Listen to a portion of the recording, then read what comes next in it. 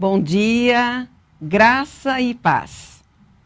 Que alegria, que privilégio esse espaço onde mulheres podem falar sobre mulheres. E mulheres da Bíblia.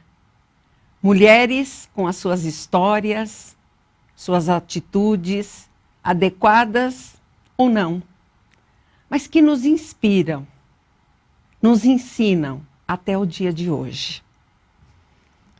Eu quero destacar 5 mulheres hoje. E o relato está em Números, capítulo 27, de 1 a 7. Trata-se das filhas de Zelofeade. O nome delas, Macla, Noa, Ogla, Milca e Tirza. Elas viveram no período final do Êxodo, já chegando na Terra Prometida. O texto apresenta um cenário em que as mulheres não tinham permissão para possuir terras. Elas eram tratadas como propriedade de seus pais e depois, com o casamento, transferidas para o marido. Durante a peregrinação no deserto, o tempo passou. A população mudou. Então se fez necessário realizar um censo antes de entrar na Terra Prometida.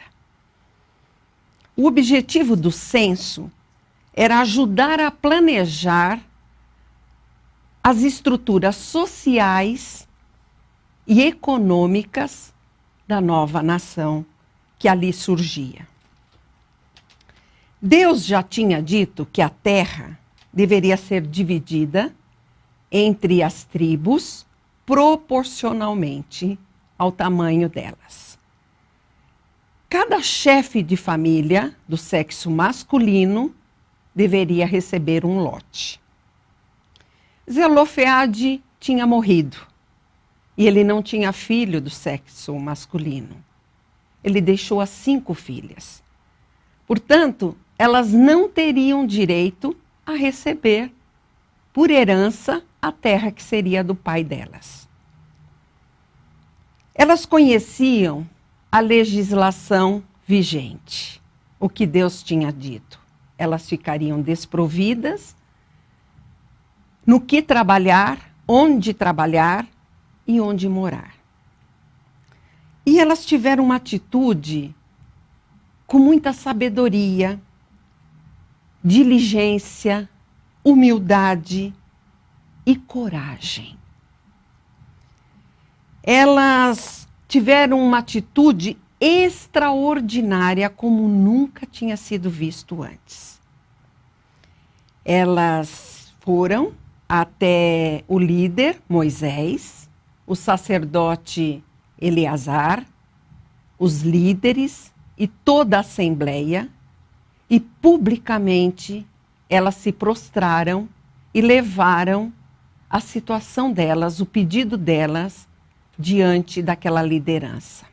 Elas fizeram a coisa certa, do modo certo, no lugar certo. Elas não procuraram subornar, elas não foram às escondidas, elas fizeram o pedido publicamente. Elas não pensaram em usar talvez o poder de sedução em convencer os homens a atender o pedido delas, mas elas levaram a necessidade delas dessa forma. E o líder Moisés, conhecendo a lei, ele não se prendeu à lei.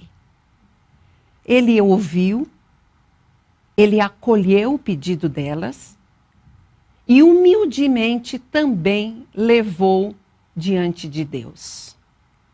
E Deus, igualmente, ouviu, acolheu e percebeu que era justo o que elas estavam pedindo e autorizou que elas recebessem a herança.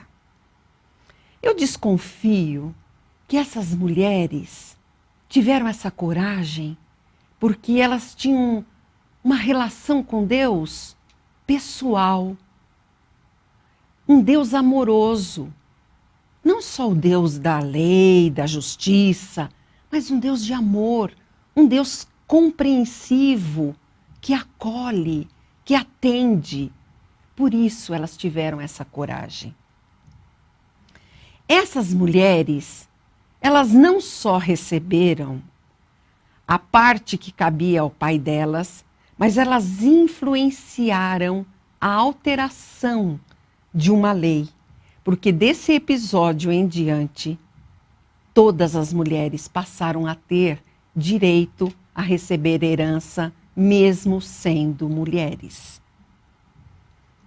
Cristo acolheu, ouviu, entendeu, jogou luz sobre a história de muitas mulheres que estavam no anonimato, dentro de uma cultura onde elas eram invisíveis, não eram contadas. Cristo deu voz, Ele deu a mão, Ele curou, Ele chorou junto com elas. E mais tarde, Paulo, ele escreveu em Gálatas 3:28, que não há judeu, não há grego, não há servo, não há livre, não há homem, não há mulher. Todos são iguais, somos um em Cristo Jesus. Eu quero deixar o exemplo dessas mulheres para nós hoje. Nós mulheres, que não nos vejamos sem voz, invisíveis, incapazes, sem direitos, que nós possamos lembrar que Cristo nos fez filhas amadas, coerdeiras com Ele.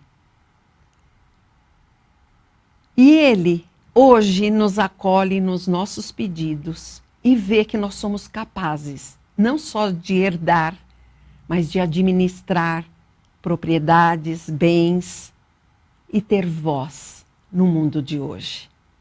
Que Deus nos abençoe.